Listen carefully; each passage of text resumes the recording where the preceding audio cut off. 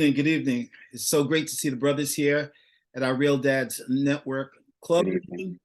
It's great that we meet every Thursday at 7 o'clock, and it's such a rich experience. And this is a very, very special evening for me personally. Our invited Oh, wow. guest is Jacob Cotton, and Yeah. we have a very, very, very special connection. I've known Jacob for quite a few years, and Yeah. one thing I always wanted him to do was to write a book. And I'm glad that he Yeah. was able to invest his time to write his memoir. And I'm seriously looking forward to hearing what he has to say. So, Jacob is an amazing person. He has an amazing story. He's Oh, a dad, husband, yes. Yes. and he's an artist, an incredible artist. And now he's an author. And he's Yeah. definitely a motivational speaker. So at this time, Jacob, we're going to turn over the meeting to you. You can introduce yourself Yes. further, and Yes. the floor is yours. And then after, we're going to definitely have a Q&A because I'm sure we'll have Yeah. questions for you. Thank you. Yes. Well, first of all, that was, I'm very humbled by that introduction. We go way back, I remember the first time we met, when I was 19 years old. I'm 35 now. So that goes to show you that, we've maintained this friendship and bond for a long, long time. But anyways, my name is Jacob Cotton. You know, tonight's testimony is going to be from foster care to triumph. Uh, if anyone wants to ask me any questions about foster care, when I was conceived into foster care, I was 3 years old. When I aged out of foster care, I was 21. So I've seen a lot. I experienced a lot within the system. I know how the system works. I think that when my siblings and I were in that system, it was probably the worst at that point in time because this was through the 90s. They fixed certain things now, but a lot of things still need some healing. But I think that this story is definitely a story that's worthy to be heard. And I think that this is an impactful story and will change lives and let people who've been through that system know that they're not alone and that we're all in this struggle together. So, Jacob, can you tell us more or less Yes. like some of the highlights of your book that you just, tell us the name of your book, what motivated you to Yes. write it, and more or less like I have it here. awesome. I have it here. Nice. Yeah. Some of the highlights of it. Yeah. Well, the book is called The Life of Cotton, and it's a detailed memoir of my life in foster care, based on 4 different foster homes. So the first foster home is from age 3 to 11. The second foster home is from 11 to 14. The third foster home is from 14 to 19. And the fourth foster home is from 19 to 21. And it just basically talks about all my experiences from being with my siblings, from my mother being on crack cocaine during the 90s and losing 5 of her children, and all of us being conceived into foster care, initially being all together and then being separated, and going into foster homes and just witnessing horror. You know, it's one thing to go into foster care, but it's another thing to go from a horrible situation, displaced and put into a situation far more horrible than one you came out of. And I think that's what this story is about. It's just detailing a lot of those events and a lot of that trauma that I couldn't live with anymore. I remember when I was around 21 and I'd aged out of foster care, I thought that life would be jubilant. I'd survived a lot. I've seen a lot. But I didn't feel like a victim. I had my head on, I had my head on, I had my head on my shoulders. I felt like that, I could, like the gentleman just said, I felt like I could tackle the world. I wanted to take on the world. And then the nightmares started happening. When the nightmares started happening, I knew that, okay, well, I can't take this stuff with me to my grave because I haven't had any therapy and this stuff is eating me alive. So with this book, I said, well, I know, I've been through a lot of stories that one, I can take with me to my grave, or I can talk about it. And maybe someone else who's had similar experiences, I can help, guide them into some of the remedies that I use. So this story is basically just detailing a lot of that trauma that I went through, but also showing you how I came through the trauma and was able to come out, a productive member of society. That's awesome. That's awesome. So what we're going to Yeah, do is we're going to open the conversation. Um, yeah, Jacob is very transparent. He I shares am. stories in his memoir. So if anyone has any questions that they would like to ask Jacob. Jacob. Yeah. Jacob. This is Puma, man. How I'm you a doing, brother? avid. Puma. How you doing, man? Good to have you on tonight. Thanks for coming on to share with us, and we Thank you. all can learn from each other. And I'm an avid Yeah, reader. I love reading books, and my favorite yeah, books are autobiographies, memoirs, real life stories. yeah, And what I like about yeah, these yeah. books is that, you know what I mean? What I like about the books is that Hmm. we're all human and we all go through stuff, right? Yeah, yeah, So, yeah, and I like the books when you go through something, you go through all the trials, and in the end there's a victory. So now, yeah, yeah, yeah, right. So with your story yeah. from three, I already heard you say your mother was a crack addict, so you lost all your siblings. Yeah. So right now, I know the victory is you are here talking to us today. You wrote a book. Looking for it. Where can we Yeah. get the book? And also, what would you say is the victory right now for you at 36 years old? Yeah, the victory for me, well, you know, the victory, that's a good question too, bro. The victory for me is that, I don't have a victim mentality. When I came out of foster care at 21, you know, I looked at the world as one big oyster to get involved with. But when I started to move forward, I realized that I had to move backwards and deal with that trauma because the trauma was eating me alive. And when I dealt with it, it was in many different ways, but I started to learn a lot about me and a lot about my growth and who I was. When you're in that system, and for me, having a very militant foster father, my foster father went to Vietnam. He was a very religious brother. He was a very biblical brother, but he was a very hurt brother at the end of the day. And though he was teaching us how to be men, he was showing a lot of discipline and conditioning. He didn't show us a lot of compassion. So even though he taught me certain things and I was able to learn how to fix things and learn how to be more quote unquote manly, I lacked compassion, and I had to learn that in different ways. So a lot of the victory for me is gaining compassion over the years, taking a deep dive into myself and asking myself a lot of questions. Who am I? What do I need to do to become a better person? And now with my daughter, I'm very, very particular on showing her compassion because I knew that when I was growing up, I didn't get that, So,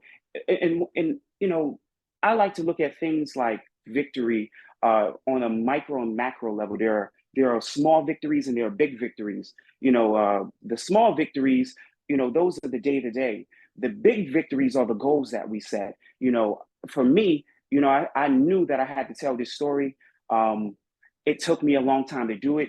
I started writing this story 5 years ago, and it was a very traumatic time for me because I wasn't ready to share with the world these kinds of intimate stories, like you were talking about, as far as writing a memoir. So the victory for me is being able to expose myself and expose others at the same time, but let the world know, especially children who have been in foster care and those who might not know a lot about foster care, let them know that you can go through all of that fire and still come out a productive member of society. So the victory for me on a micro level is that you know I don't have mental illness. I'm not a victim. I don't blame myself. I'm able to be a father to my child and teach her uh, things that I didn't learn. But the victory on the macro level is that I can impact people and share my story, and hopefully help change people and heal people because we're all in need of healing. Thank you, brother. Thank you. I appreciate that. Thank you for that question. Very good question. Well, mine is not a question, brother. Is this? I heard you Yeah. talking about writing, and I believe that Yes.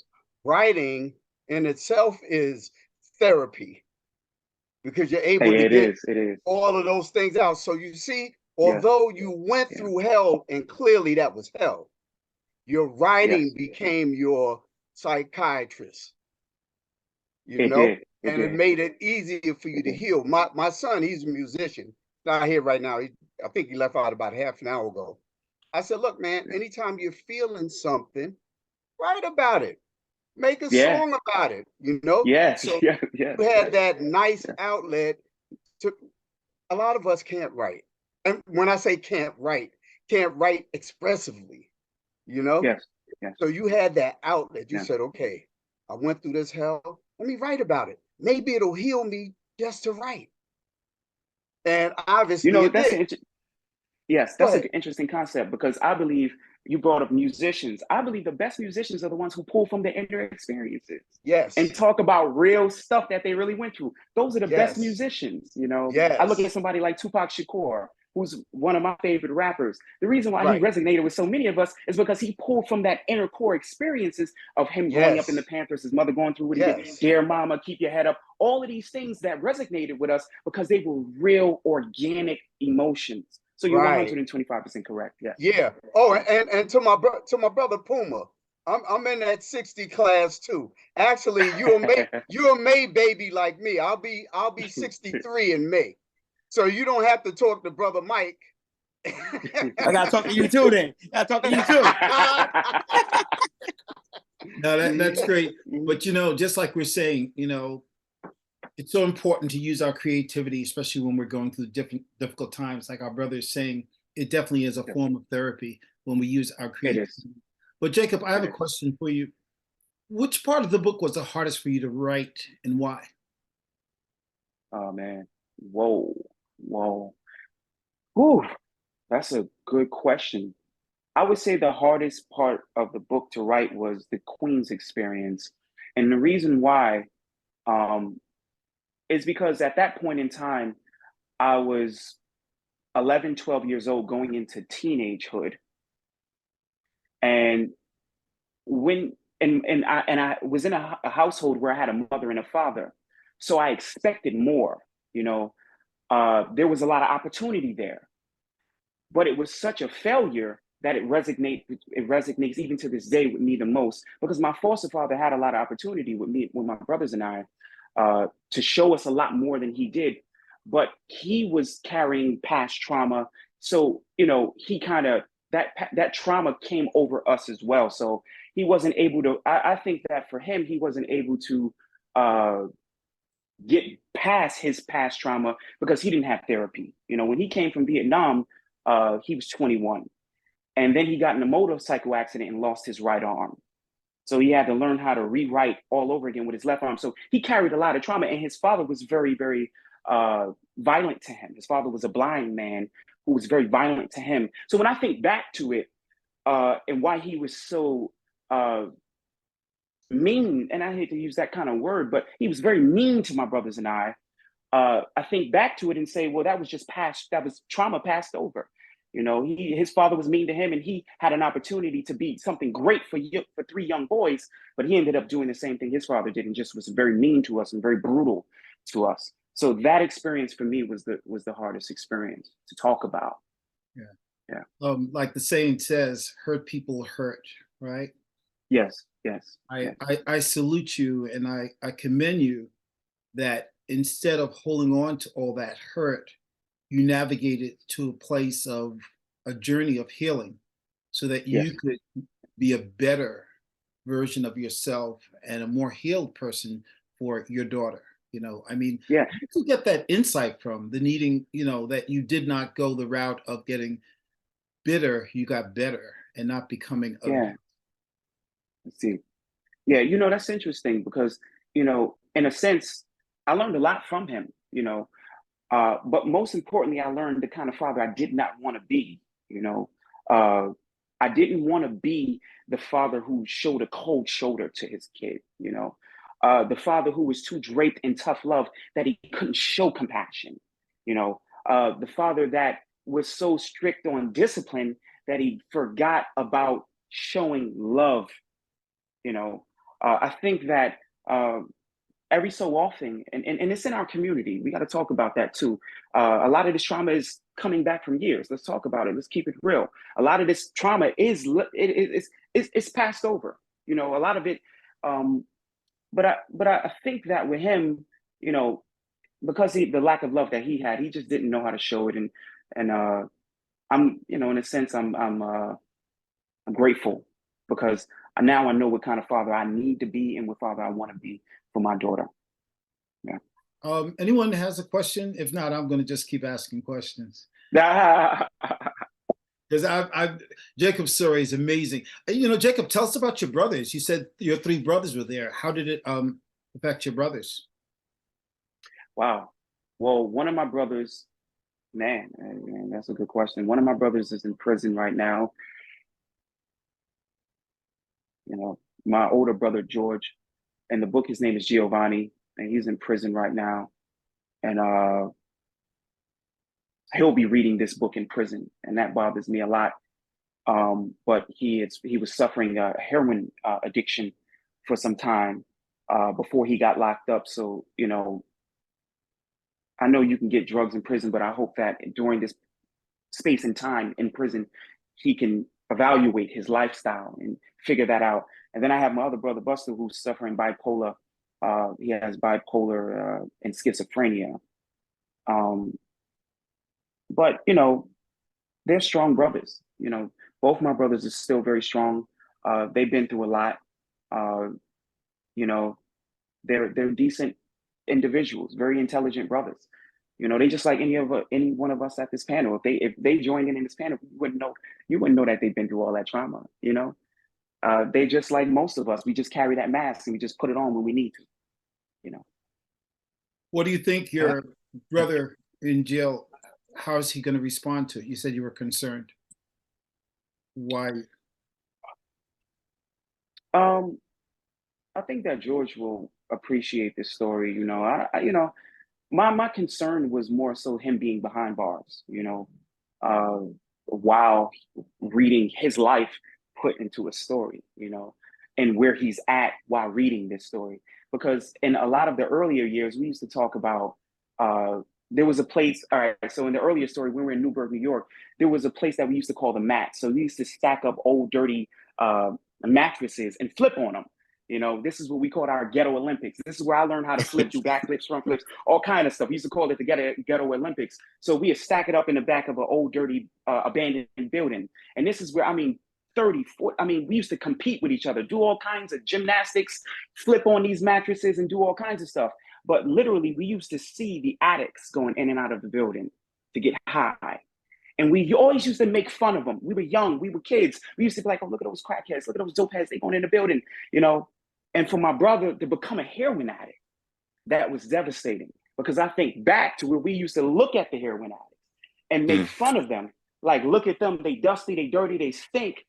And for him to become a full-blown heroin addict, that's the dichotomy in that. And I think that that's what bothered me the most with why I felt like when he's reading this book in prison and him reading those earlier years where I talk about us navigating our existence as youth in the ghetto, I think that that will enlighten him a lot. Yeah. Right. Great. You know, if nobody else have a question, I have another question. Go ahead, Puma. Feel free to raise your hand when you want a question, you know. Yeah, I was trying to find that hand. Ahead, I couldn't find it, man. Sorry. No problem. I couldn't find it on my phone. But I'm getting that flyer to you too. But Jacob, listen, I mean, you're on here, so I got questions that's going through my mind. I love people, man, and we're strong. We all go through stuff and we make it through. Right. So question I have, a couple questions. I'm thinking, come and read the book. So I'm thinking, how many siblings do you have, right? How many siblings do you have? And when you in foster care, were you going from house to house? Do you stay one house longer than the other? Did all 3 siblings stay together? And the last question is, where's mom's now? Well, those are great questions. And pops. Moms and pops. Mm-hmm. Well, let me start off with my father. I never knew my father, so he was never in the picture. Yeah. But as far as my siblings, I have 6 siblings. 5 of them, my mother lost to foster care. She was able to keep one of them. That's my younger brother. His name is Lawrence. And she was able to be a mother to him. You know, after she recovered her addiction, years later, she was able to keep him and be a great mother to him. But she lost 5 of her children to foster care. We were all in one foster home together for a while. But due to unfortunate circumstances, my sisters ran away at 15 years old. Both of them, they ran away at 15 because it was just too toxic. It was crazy. So they left, you know, for their own reasons, for their own security. They left the foster home and left me and my 2 brothers. So it's 3 of us, me, Jacob, George, and Daryl. In the book, I'm Cotton, George is Giovanni, and Daryl is Darius. So yeah, that's pretty. And my mother today, my mother is, we don't have a great relationship. My mother is traumatized. She, you know, my mother dabbled in a lot of drugs and came out of it, but she didn't get therapy. You know, she didn't get counseling. She didn't get those necessary things that when you go through those kind of traumas, you might want to seek out. So my mom has a lot of interesting ways about her. My mother's a street woman. You know, my mother was out on the street when she was 14 years old. You know, my mother was the kind of chick, you know, high yellow, curvy, you know, 15, 16-year-old gaming dudes who were 30. You know, that was my mother, you know. So my mother's, she's a different kind of woman. You know, my mother's a hustler. You know, so sometimes I feel like she's trying to hustle me. So I got, you know, sometimes, you know, I love my mama, but sometimes I keep a distance off of her because sometimes I feel like her ways are kind of toxic. But all in all, I love her. She's a great person. She has an amazing personality, you know, and she has she's one of those people who can just gravitate toward anybody. You know, when she comes in the room, she got one of those spirits. I get that from her, you know. So yeah, you know, my mom is special, man. She's a beautiful, beautiful spirit for sure. And your sisters, you know, in touch with your sisters? Are you in touch with your sisters? Yes, my sister. Yeah, so my oldest sister, her name is April. In the book, her name is August. So, you know, she left the house at 15 because my foster mother was very brutal to all of us. And, you know, and my foster father, he was, you know, very, you know, a crazy individual. So my sister left, April, my oldest sister left at 15 and navigated and did what she had to do. But she ended up adopting my younger brother. Nice. Daryl, she ended up adopting. She was going to adopt me too. But I was in a foster home where I was in a foster home with 9 boys, and we had a brotherhood, and you know we were all trying to navigate manhood, and I was 16, so I felt like I was a man, and I could carry on. So I didn't get adopted by her, but my sister did. Yeah, she did adopt my younger brother. Yeah. You know what happened, brother? Oh, I'm sorry. Yeah. Go ahead, brother Poom. I know you was going to say something. No, I'm good. I said thank you. Go ahead. Thank you. That's it. We have before you go. Thank you. We have Paul, and then you can go next. Aries. Are you talking to me, yes. Brother Mike? Yes. Oh, no, I was just going to say to Brother Jacob, look. Yes. It wasn't your mother's fault. Look, therapy has never, ever been accepted in our community. Real talk, yeah. Because, I mean, they even talked about me. Now, you know, this was many years ago. When I was a kid, they said, oh, that boy crazy. If my mother would have took me to therapy, they would have said I was crazier. Yeah, and they would have put you on meds. You know? Yeah. So it was never embraced. No, I'm talking about the community, how the community felt. Yeah. Therapy was never embraced in our community. That's a fact. Never. Yeah. And that I see was the main problem. And still is the main problem today. Because it hasn't been embraced. And that wasn't your mother. That wasn't your mother at all. And the truth of the matter is there's many reasons why it wasn't embraced and why it's not embraced. Sometimes it's not even available the way we need it. But that's a whole conversation for another time. But thank you, brother, for that comment. Paul, you have your hand up? Yeah. That's very true. Yeah, I just want to say thank you for sharing your story. It really highlights a lot of things for me, but particularly when you talk about your brother being labeled bipolar and schizophrenic, because my brother was also diagnosed with being bipolar and schizophrenic. And I just remember growing up who he was and then what he became. And, you know, for me, I know he's not, and this is going to sound crazy. I know he's not bipolar and schizophrenic, but I know he is bipolar and schizophrenic. And what I mean by that is he was addicted to drugs early. right? And I know people say weed is a gateway drug and yada yada yada, but he started smoking, drinking, doing weed, and then he started getting into heavier stuff like heroin and crack because he started buying weed from any and everybody who was selling it, right? And I watched that transition. So as you were talking, it really took me back to a place. It took me back to my teenage years when I was like 12 and 13, and really watching him deteriorate, and me not knowing, as a younger brother who looked up to him, who wanted to emulate him in every possible manner, who wanted to do everything he did when he's running the streets, and seeing that change and not knowing how to help him, not knowing if I could. And I still carry, and I think I said it before, I still carry the weight on my shoulders of what I could have done differently, how I could have tried to help him. And so as you were saying that, like, it really just took me back to that time, but then it also hit me like a ton of bricks, like, damn, I wasn't the only person going through this, right? And the other thing that really touched me too, as you're talking about foster care, when you said that you and your brother, like you and your siblings were together for a while. And my question to you is, from what you know about the foster care system, do they make an attempt to try to keep siblings together, or is that something that, from what you experience and from what you know, is that something that's not really focused on, like their first attempt is to just get you in a home, or is it like we want to keep the siblings together if we can? Well, that's it. Well, first of all, I just want to address the first thing you said. That was powerful. You said something that was very pivotal to me.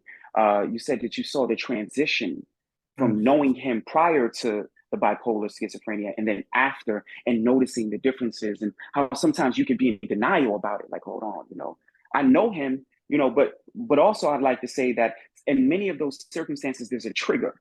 For my brother, it was a breakup between him and his girlfriend. And that triggered. And after that breakup, he stopped eating for a while. He started getting skinny. He started getting dark. He started talking airy. Then he started talking to himself. So I started to see him deteriorate, and that was hard for me to watch because I didn't understand it. I thought it was just, you have a breakup, you have a breakup. We all had a breakup. I've had plenty. But what it is that it was always there. He just needed a trigger. And for the foster care situation, for us, it was our grandmother. So when my mother lost us, my grandmother got on that right away. But the problem is my grandmother was like, at the time, she was like 76.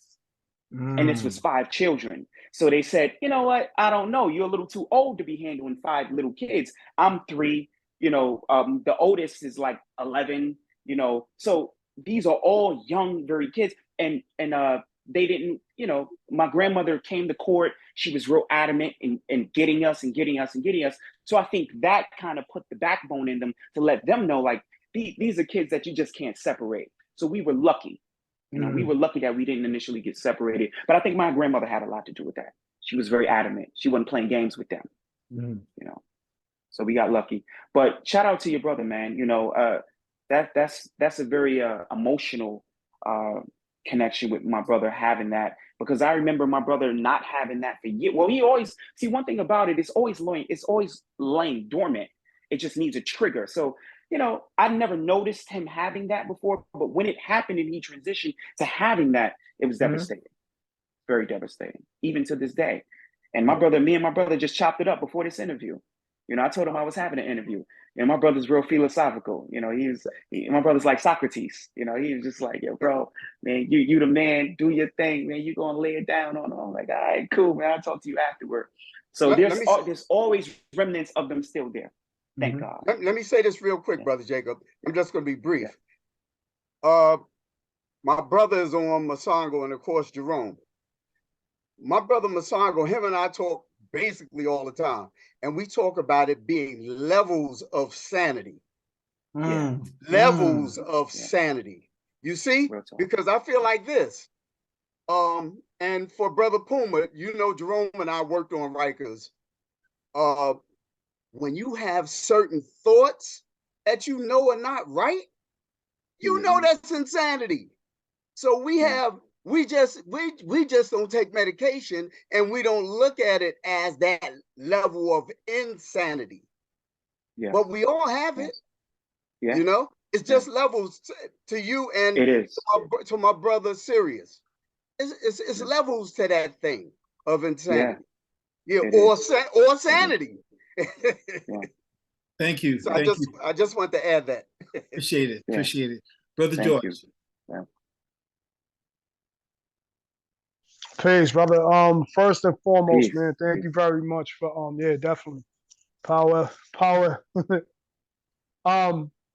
Positive energy always calls elevation, by all means. That's right. So right. first and foremost, man, I want to thank you for sharing your story, you know what I mean, putting that out on getting your sword moving to be able to touch lives in different ways based off of your own experience.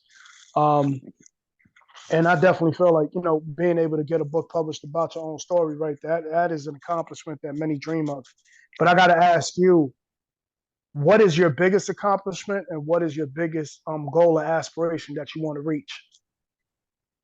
Yeah, well, my biggest accomplishment, and you know, that's a good question, because it's, you know, when we talk about accomplishments, you know, some people think of big accomplishments as being money and things of that sort. But my biggest accomplishment is having my daughter, and being a father, and having the opportunities that I was never given. I never had a father.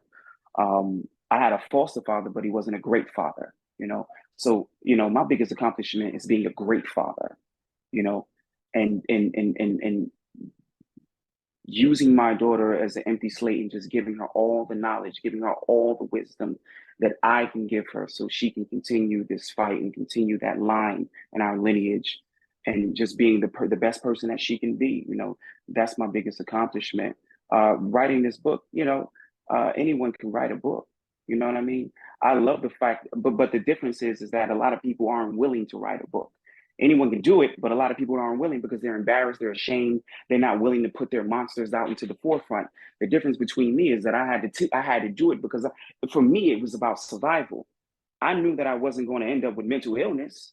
I knew that locking these monsters that I indulged in foster care wasn't a good idea because it was coming to me in my sleep. I was having bad nightmares. I was having dreams. So what do? You got to put that pen to paper and you got to bring that stuff in the closet out to the forefront. And you got to look at it and say, you know what?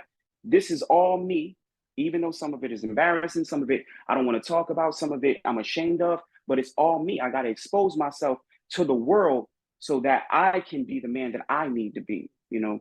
So, you know, that's my greatest accomplishment. And what was the other question, brother? So the second question before I get there, I want to salute you, brother, just based off of the fact of that answer. You know what I mean? A lot of people will see accomplishments and, you know, reaching of goals and aspirations based off of the notoriety or the money of it. You know what I mean? But the fact that you have gone through what you've gone through, right, and experienced what you experienced, but still made it out to be able to know that your greatest achievement is that of which that follows you, which is your baby girl, right? So being able to provide for her to now continue that lineage and that cyclical nature of things, right? So salute you on that, brother. Thank you. The second question was, what right now is currently your biggest goal? I'm sorry, I didn't hear you. What right now currently It was a is cutoff. I'm sorry. What right now is currently your biggest goal or aspiration that you're trying to achieve? Right now, I'm trying to make this book a bestseller. I'm trying to make this book a bestseller and really advocate for voices that have been voiceless. That's the journey, you know. For a long time, I was voiceless, so I know how that feels. I know how it feels to be the person in the room who has a big voice, but a lot of that is suppressed. So right now, my goal is to reach and touch those individuals so they can start to talk, because somewhere along the lines, we have Socrateses and Einsteins and Malcolms and Martins and Garveys. We have these people, but they're not confident to talk. So I hope with my testimony, we can get these people to talk and start uplifting brothers and start bringing brothers and amalgamating brothers. And that's the goal. That's what I'm here for. That's if we can't bring brothers together for a positive meeting, for a positive communion like we're doing now, then we're not doing nothing. You know, real talk. You know. Thank you, Jacob. We just a bunch of people just talking. You did? Thanks, Brother George. Great question. Jacob, you have a question from Amazing question. Ola from Nigeria. Yes, Brother Ola. Yeah, Yes. Brother Jacob. It's How you doing, Brother Ola? I'm grateful, I'm happy, but your story is very touching to my heart, and I feel you very well, and I understand not having compassion growing up at that foster homes that you went through. You talked about the father you have become or you are becoming to your daughter. Yes. I'd like you to really describe how you are being influenced either by another father, and what are the attributes this person brings into your life that you so embrace that now helps you to become a great father to your daughter. Yeah, so that's a great question. For me, I take it down the line of my foster father, who was a very militant individual. He taught me a lot of discipline. He taught a lot of conditioning. For me, I like to believe that discipline, is teaching one a lesson. While conditioning is teaching them how to behave.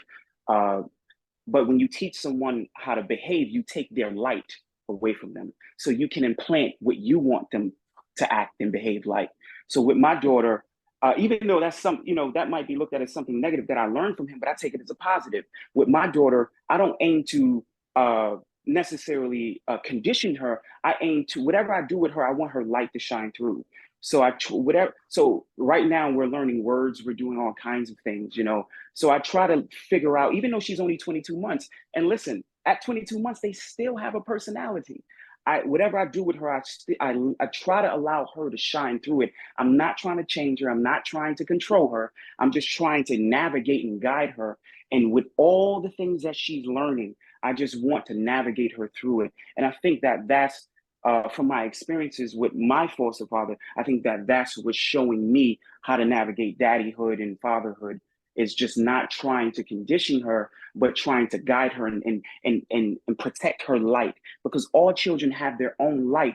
We all have our own light. Even adults have our own light. But sometimes, even in society, there are powers that be that want to control that light, to suppress that light, or to make that light what they want that light to be. And we have to be conscious and not to suppress that light, but to guide that light.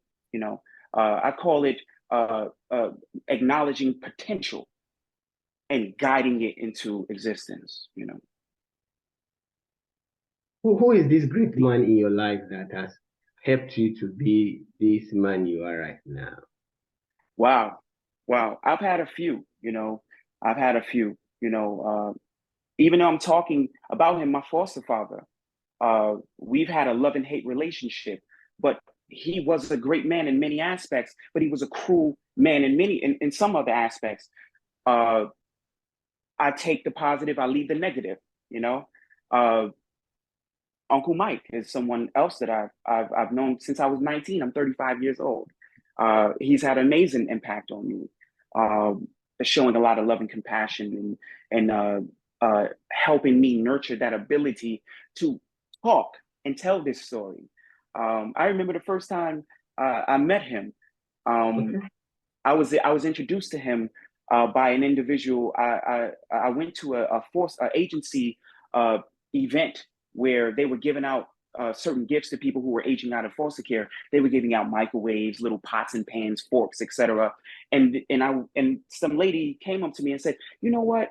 I heard about your story. Why don't you get up there and talk about your story?" So I went up there and I started. At this time, I'm like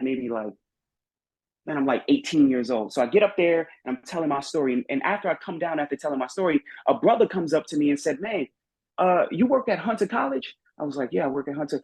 He gave me a card. He said, "You need to talk to this brother. There's a brother at Hunter College that you need to talk to. I think that you and him, I think you could use some guidance." So I went, I sat on it. I didn't, I took the card. I don't know what I was doing. But one day I found the card. I said, "All right, well, this brother, his name is Michael Nesbeck. Well, let me go see who he is." So I'm 19 at this time. So I go and we instantly bonded. We instantly had a conversation. I started, one thing about Uncle Mike is he's the type of individual that is very knowledgeable. He has a lot of wisdom. And we just started having conversations, and I started pouring out my story, and he was blown by it. And from that day forward, him and I had a connection and a bond. And he was from that day on, he was always telling me, Jacob, you need to tell your story, man. You got to tell your story. So thanks to him, it enlightened a lot of confidence in me. So shout out to Uncle Mike for sure. Thank you. Uncle Mike, thank you. Ola. Thank you. He was a gem. I could see it right through all that. He was incredible, as everyone can see. Incredible young man. Yeah, and very humble. And he was like a sponge. He wanted to learn, and he wanted to hear, and he wanted to be heard. And I just was blessed to have the opportunity to be there. Wow. I say something else. Sure. Hey, Brother Cotton, what's your daughter's name? My daughter's name is Symphony. Symphony? Symphony. Like the melody, That's symphony. Yeah. That's good. And I'm happy that you're a real dad. It's like you're a real dad. You're in your daughter's life. That's beautiful, man. So another question here. I'm sorry, Uncle Mike, I can't find the hand raised thing on my phone today. I can't find it. That's right. But that's right. Yeah. You're in the 60 group, so we accept it. Almost. So here's the thing. So that experience. So one thing, for your daughter, there's a book titled Ages and Stages. Ages and Stages. I recommend for you to get for your daughter. It tells you what a child should be doing at a certain age. At 22 months, 26 months, 30, like ages and stages. Yeah. Get that book, man. It'd be good.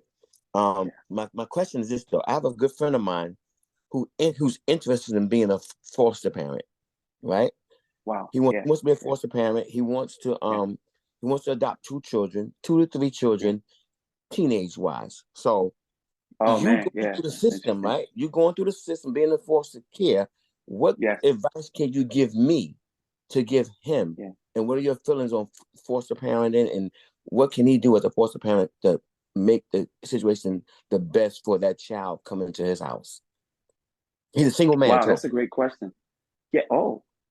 That's even better. That's a great question. For me, I would say, first of all, let me say this. My experience doesn't represent every experience. Right. I was just one of those individuals who was removed from a bad situation and put in a worse situation. But I know people personally who have been removed from bad situations and placed in prosperous situations. There are good people out there. This isn't a story that's indicting foster care and the morals of taking in children. I support that, but I do think that people should be vetted. I don't think children should just be given to anyone. But for your brother, I would say, just basically be the parent that they need. Don't base the child off of paperwork solely, because a lot of the mistakes that a lot of foster parents make is they look at paperwork and they start to use that to kind of navigate the child. Well, if the child is coming from a home where they were molested or they had brutality or whatever, they kind of look at them as damaged goods. Give that child an opportunity to flourish in front of you, and give that child an opportunity to see what kind of child this is. Don't look at the paperwork and just assume that this child is going to be traumatized and show all of these negative tendencies because they went through that. So just give the child a little time to grow and see what kind of child they are. Watch them and just see what kind of child they are. That's number one. Number two, I would say, if you're going to adopt that child, let it be known. Let it be known your intentions with that child. I think that that's necessary to build a healthy relationship with that child.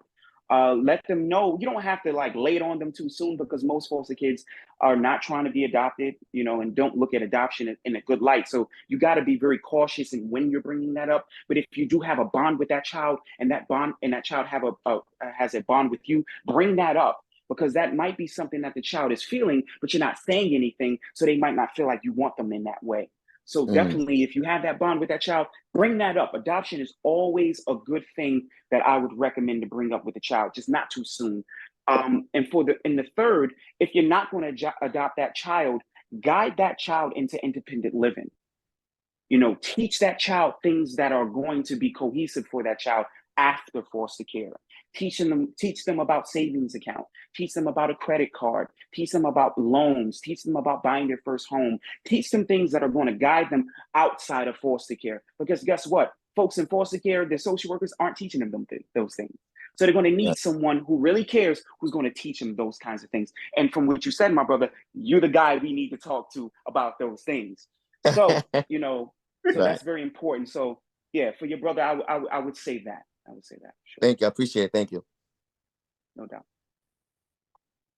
So Jacob, can you tell us about your baby's mom? I mean, where is she in the picture? You said the baby's mom. Yeah, well, yeah, my wife, she's right here. She's right here. She's she's watching the whole thing. She's that's my rock. That's the lady that's navigating me right now. Yeah, she's she's my ark, and I'm Noah. But she's amazing. I love her to death. She's a great mother, a great wife, very supportive. I can't, she's just everything. Me and her, we've been together. We high school sweethearts. So, so we came out the trenches together, and I met her at a church cotillion, and at that time, I wouldn't say I was a real churchy guy, but I was fulfilling an obligation to a deacon that I knew who was a very upstanding guy, and he asked me to help him in his cotillion. I didn't even know what a cotillion was, but I told him that I would and didn't stand on my promise. And my foster mother at the time, I was staying with a Jamaican woman who was a great woman. She was a single parent. She had 7 other foster kids, and I was staying with her. She wouldn't allow me to back down on my promise to this deacon. So she woke me up one Saturday and was just like, "You told Deacon so-and-so that you were going to do a cotillion?" And I was like, "Yeah." She was like, "Well, you can't not do it." I was like, "Why?" She was like, "Because if you don't do it, then you're just going to be a man who's not keeping your word." And that budged me for a second. At this time, I'm like 17, I'm like, all right, keep my word. I'm like, yeah, I do want to be a man that keeps my word now. And she's like, yeah, you got to go. I was like, okay. So I went, and I ended up meeting my wife there. So that was destined to be, so yeah. She's amazing. I knew you wanted to give her a shout out. That's why I prompted that question. Yeah. She right here. Yeah. So Brother George, your hand is up. Yeah, brother, first and foremost. Oh, sorry, Brother George, you muted by accident. Sorry. Yeah. No problem. No problem. I'm gonna tell you dope moments, man. You start to understand who a person is, right? The fact that Brother Mike had said your baby mother and you laughed that off and said my wife, that right there, brother, shows a whole lot of fortitude. And if you don't, and I don't think it was in any way, but when you start to defend your queen the proper way and understand her proper title, that right there, I gotta salute you on. So shout out to you on that.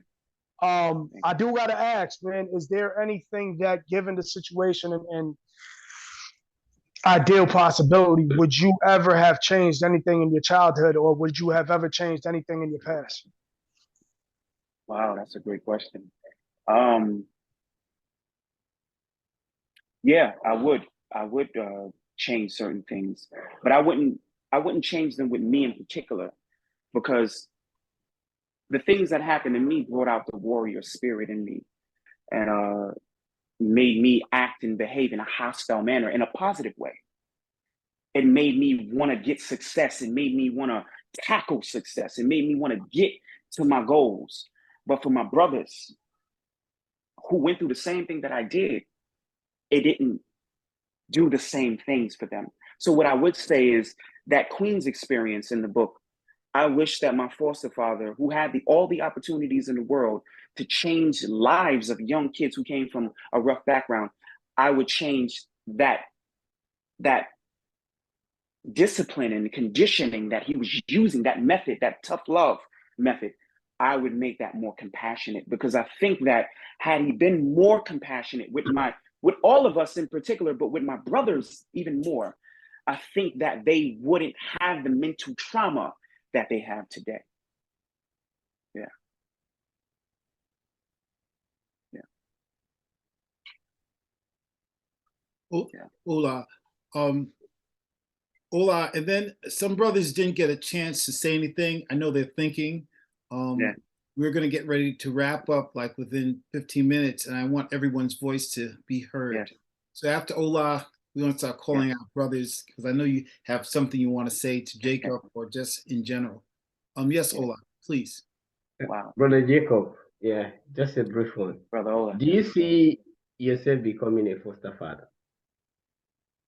I'm sorry? Do you see yourself becoming a foster dad, a foster father? Whoa. You know, that's a good question. You know, my foster father, he had a lot of bad tendencies, but he had a lot of good tendencies. I do see a lot of his good ways in me. For an example, he taught me how to fix things, you know. He didn't teach my brothers how to do that. For some strange reason, every time he went out in the backyard, he'd call me out to help him because he had a paralyzed arm. So in a sense, I became his paralyzed arm. You know, when he was going out into the back to fix things, he wouldn't say George or Daryl. He'd always say, Jacob, can you come outside and help me with something?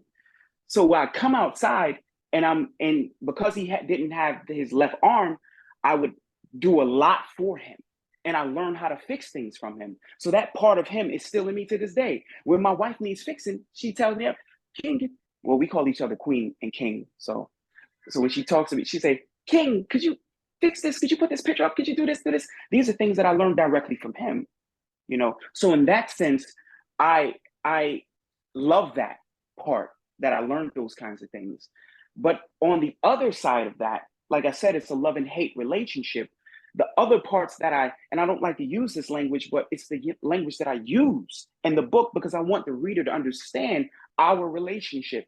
In the other sense, I hate him because he had the opportunity to show the love and compassion and didn't do it. And I had to learn that on my own. So I had a lot of failed relationships, and not just intimate relationships, just relationships with people, because I didn't know how to open up to people. I didn't know how to allow people the opportunity to get to know me, because my foster father didn't allow the opportunity for me to get to know him. So he didn't cut that trauma. So to your point, it's half and half, I would say. In one way where I took, and the other I had to relinquish. It wasn't any good for me. It was toxic for me. It wouldn't work for me. Jacob, you might have missed the question. The question was, would you consider to be a foster father? Absolutely, oh, I'm sorry. Would I consider to be a foster father? Oh, I'm sorry. I thought the question was different. What you said was on point. Thanks for sharing that. But I would. Yeah, I would be a foster father. Yeah, why not? Yeah, I know that there are children out there who are in need. You know, I was just fortunate to see both sides of the field. And for people, to the brother who was just up here talking about his friend becoming a foster parent, understand the dynamics with foster children. There are many who are very traumatized, and you'd be taking up a very difficult slate with them.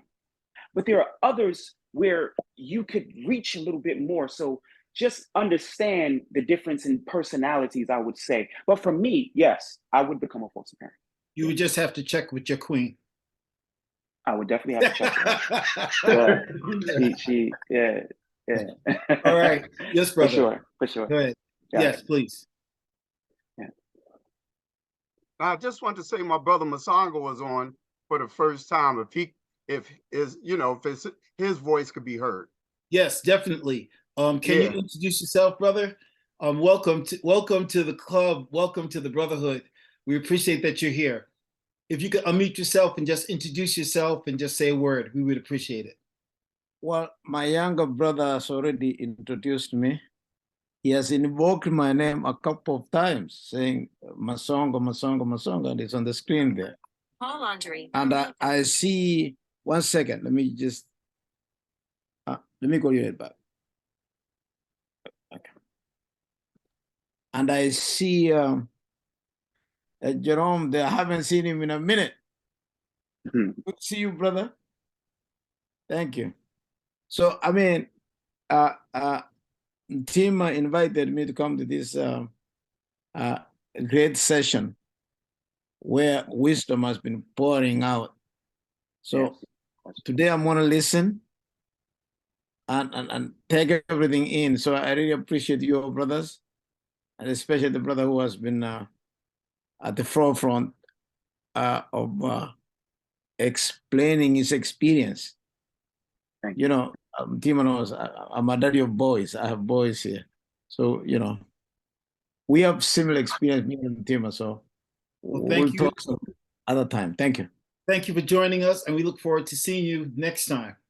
Thank you. Once you come on to your family. Well, thank you. Thank you so much. Some brothers that did not get a chance to say something, Brother Clem, Jerome, Dwayne, Brother Forbes. Anyone? Hey, Brother Mike, how you doing? Good, thank you. How you doing, Sorry, brother? I've been MIA for a minute, and I also joined the meeting a little late this evening. But from what I've heard, you sound like a really powerful young man. I appreciate your presence here with the group. I just, like I said, I joined the meeting very late, so I didn't hear all the details.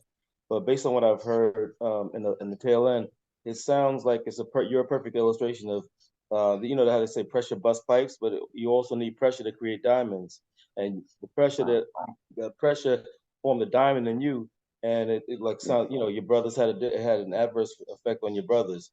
So I mean, that's a beautiful testament to your inner strength, inner resiliency. So I just appreciate you. Keep on striving, keep on building, keep on growing.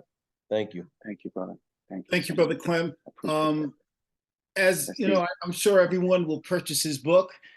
Not only purchase his book, but I look forward to you brothers telling your family members about this amazing memoir that Jacob put together. Let's support the young man. I think it's really commendable, like Brother George said, you know, that he was willing to make this over 4 years to put this together. And it's a message, it's a message that has to get out there. And Leo, you had something you'd like to say?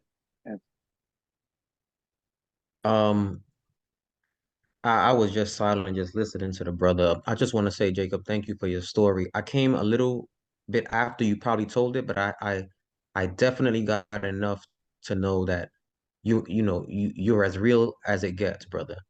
And I just want to commend you for your story and keeping love in your heart throughout everything that has happened in your life. You know, Mary McLeod Bethune said the progress of the world will call for the best that all of us have to give. And it almost seemed that you're giving, it almost seems as if what was thrown at you, the worst that was thrown at you, you converted that into the best that you're now giving to everyone else. So I want to say, continue to give that best that you have, that you sort of held on to. Even though, you know, your brothers might have not, you are that person to just keep that and just keep that going, because you're giving them that progress. Even though you might not know it, you're giving your daughter that progress, you're giving your queen that progress, you're giving us that progress. So continue to give that best that you have, brother. Thank you, brother. Beautiful, beautiful. Well said, Leo. Dwayne, would you like to? Thank you. A survivor in my own right. I wanted to ask, what form of, I guess, what sort of mental fortitude did you develop that has kept you going forward? As much as, you know, some of the memories may come back and things of that nature, what kind of fortitude mentally did you have to create to continue to strive and build and actually, you know, write the story? Because that's huge. Wow, That's a good question. You know what? I'm gonna tell you the truth. I didn't need any mental fortitude. I always had it. And the thing about it is, with my foster father, he tried to kill it. I'll just tell you a story. I was the kind of kid who would always speak out for my brothers when we were getting brutal beatings. I would be the one that stepped out and said, "Hold on, you're not supposed to hit us like this."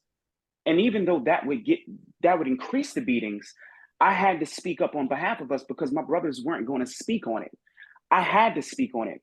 So I look back at that time when I'm about 7 or 8 and I'm speaking out, but it's causing me to get my even worse beatings. That was me from the beginning. Even moving into the foster family that I'm talking about, where I talk about my foster father. At that time, I'm 11, 12 years old. I'm getting beat for the same thing, speaking out, giving my opinion, telling him, listen, I think you're overdoing it. I don't think what we did is warranted to this kind of brutality. Telling him that, and this is a grown man and I'm 11 years old. So I fast forward to when, now I'm reaching adulthood into my 20s. I always had that mental fortitude. It's just that I had to bring it out and I had to dig deep and alleviate the suppression and just be able to talk about it. I think one of the biggest things that my foster father tried to do with us, he tried to suppress that light and implant something that he wanted us to be. It didn't work. It doesn't work. The will and the person will always be there. You can beat them down. You can do whatever you want to do, but it will come out. The voiceless will become powerful voices, and I'm here to prove that. Brother Forbes, did you have something you would like to say? Yeah, I just want to say thank you for sharing, Jacob. Just been really powerful story. More of a comment. I think it's been really admirable that in light of your experiences, you've been really intentional about raising your daughter and giving her a clean slate. I think that's really important. Not letting your experiences affect her. I think that's admirable. Something that I will take away with I have a 8-week year-old 8-week daughter. So I'm in the place of thank you, kind of thinking about her development, ensuring that sharing the good and kind of keeping the bad separate, but sharing the good and letting her define her own future. So thank you for sharing.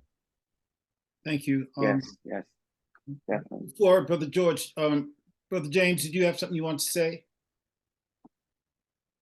A comment or question? You're muted.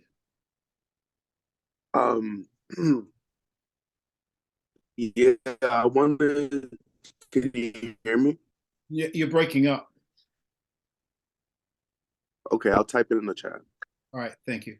Brother George? Jacob, real quick question, brother, and if you don't mind, I hope it's not a too personal of a question, but yes, sure.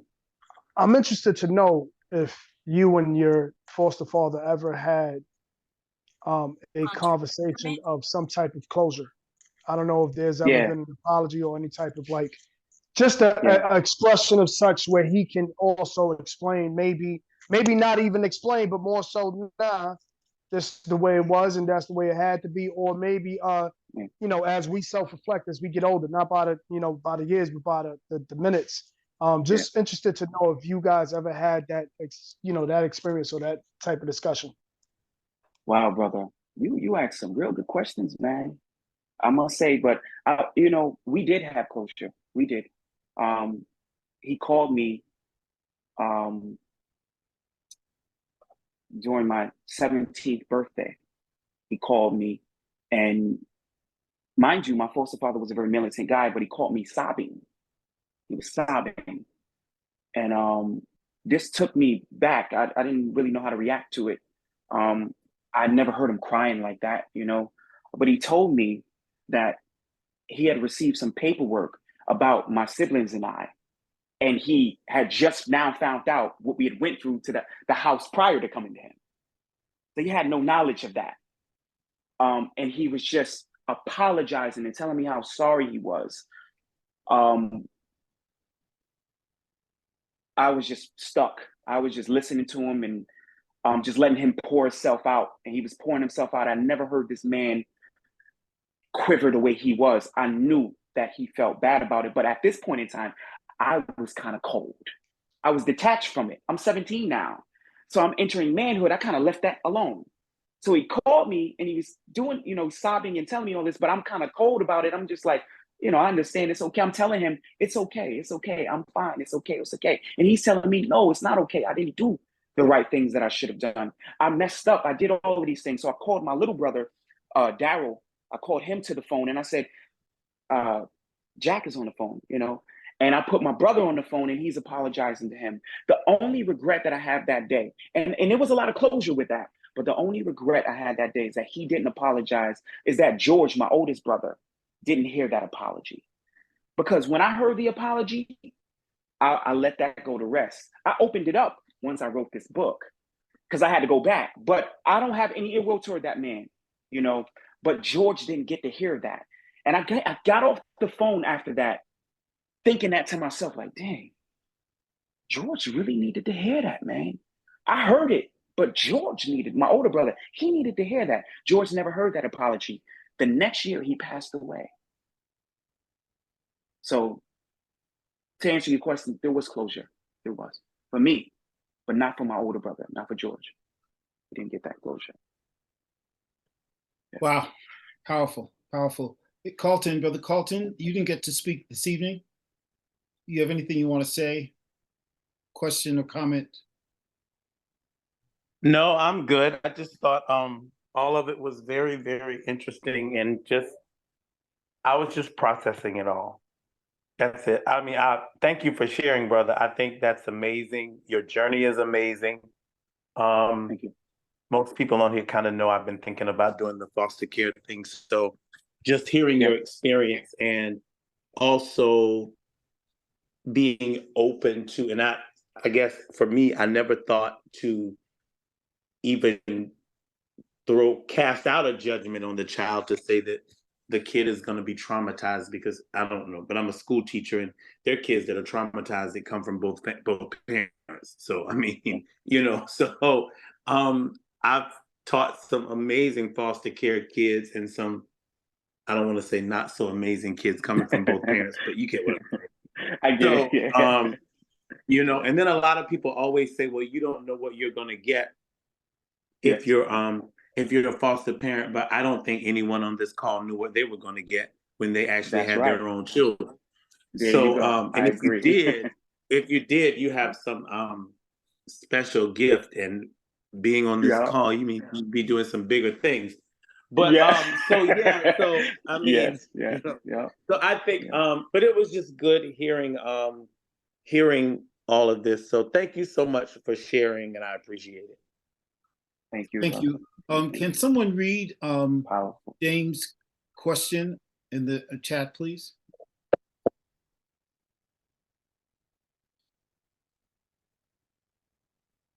The brother said, how do you deal with feelings of not having what other people had now in adulthood?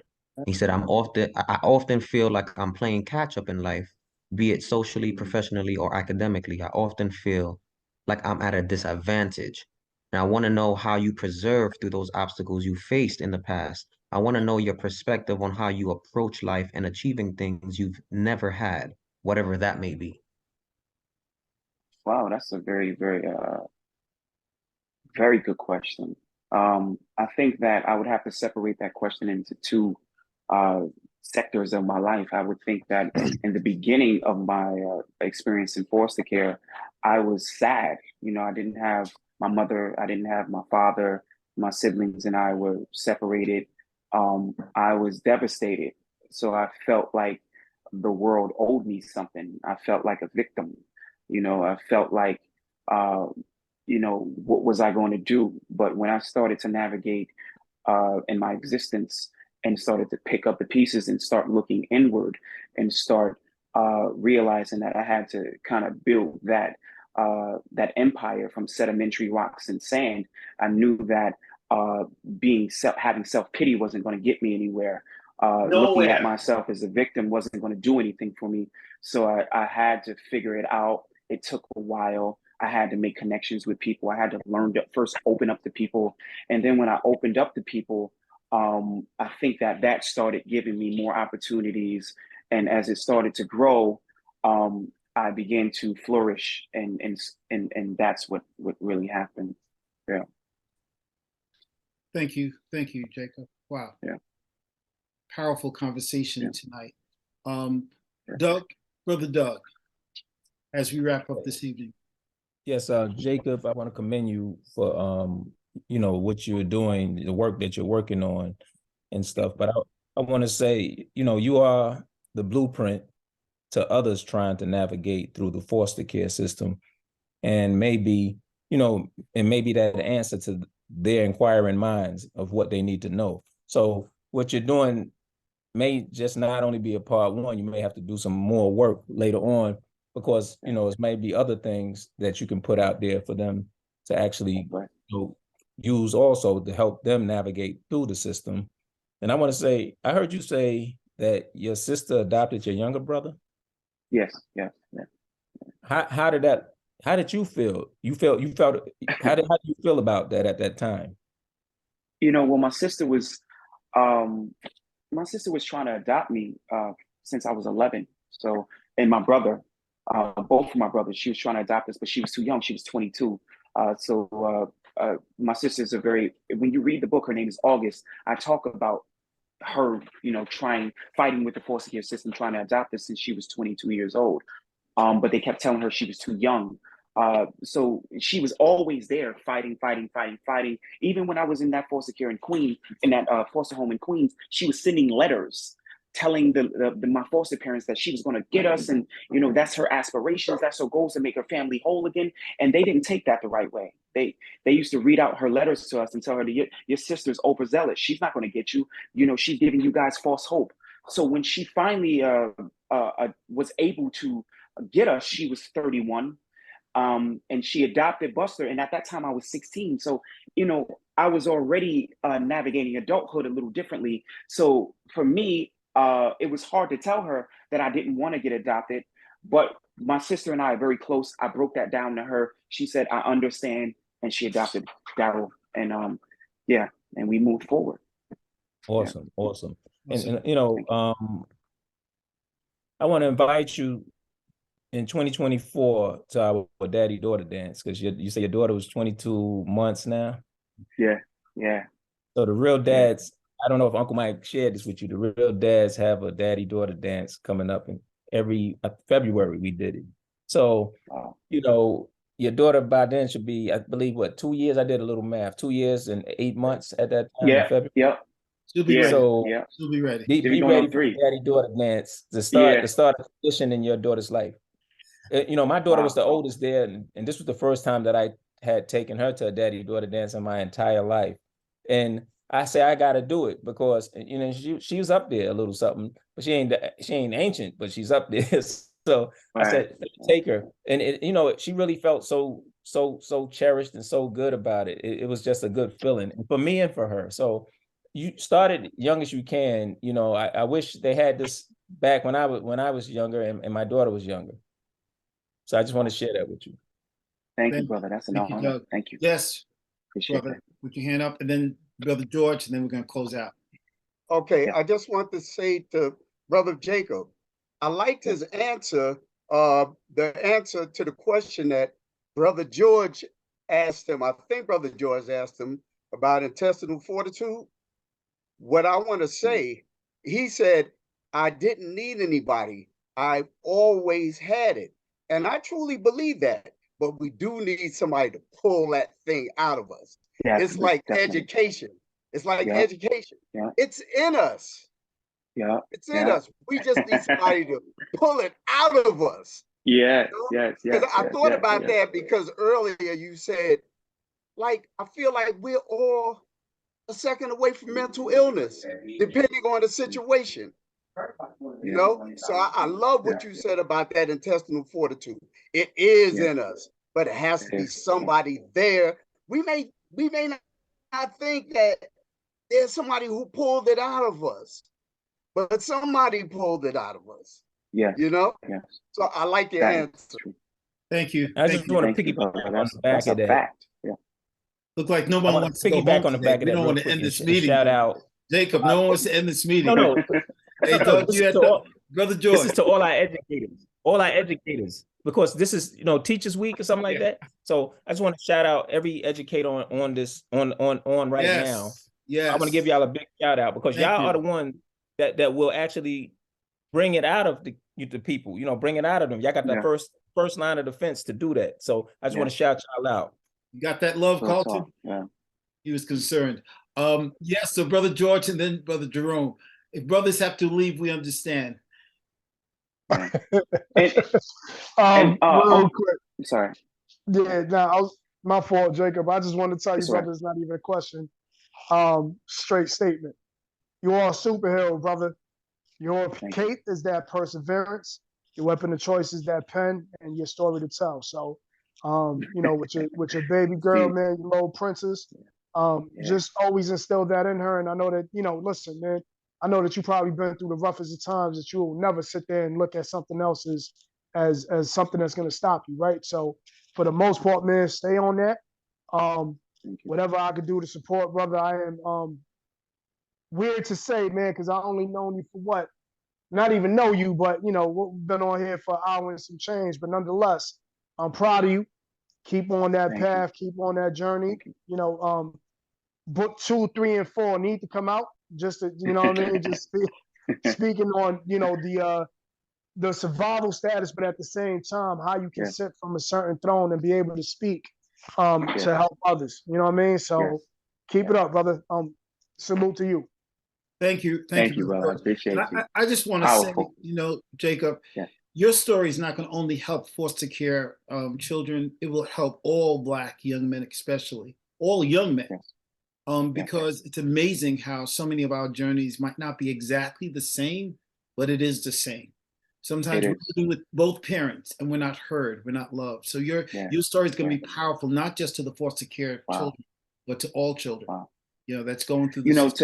To say something to what you said, that's powerful that you say that, because the book is called The Life of Cotton, but this is the life of many. This isn't just my life. And the reason why I chose to call it The Life of Cotton, and I'm gonna keep it real with you. I remember watching a movie called The Life of Pi.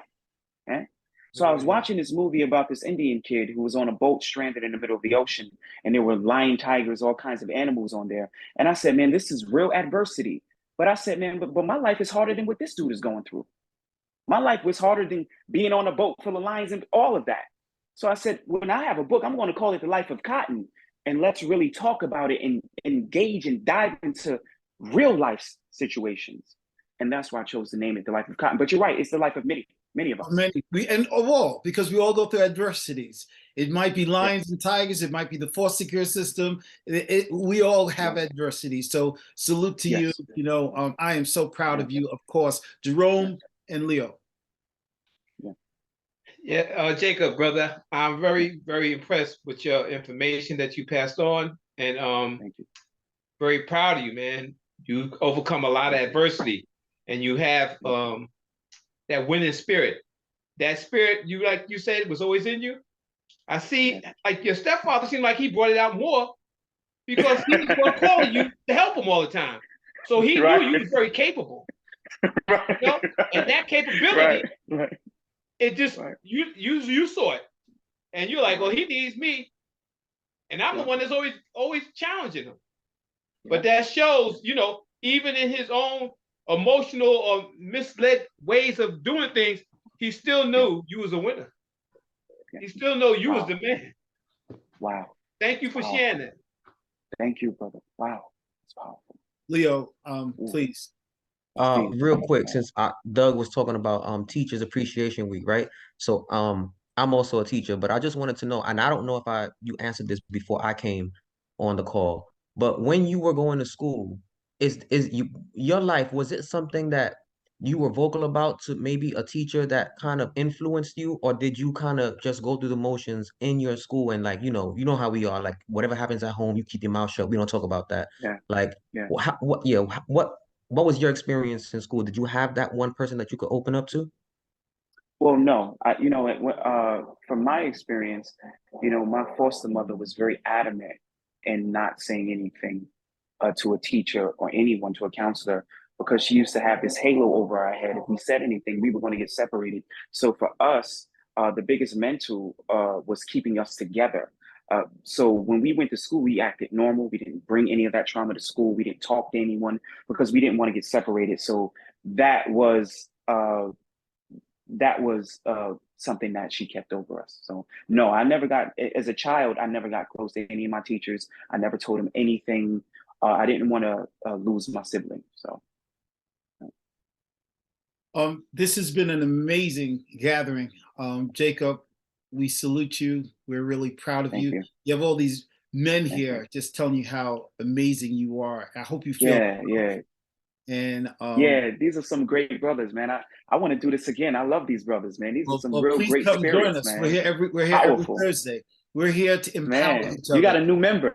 You got a new member. Yeah, man. We're here to empower each other. We do this regularly, man. and I show up every Thursday because this is a group of amazing brothers, and this is where we get our we inspire each other. We empower each other. We want to hear everyone's story, and your story has been amazing. You dropped a lot of gems.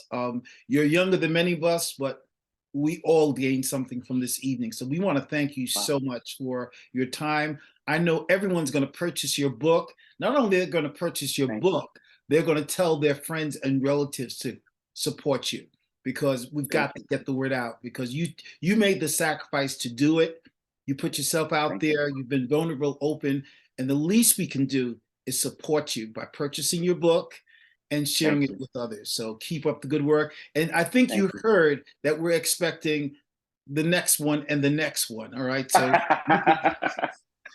thank you. And I want to thank all the brothers that are here tonight. You guys, as always, are so amazing. I've been inspired. Thank you to all the brothers. Jacob, are you in the city, but Jacob, are you in the city?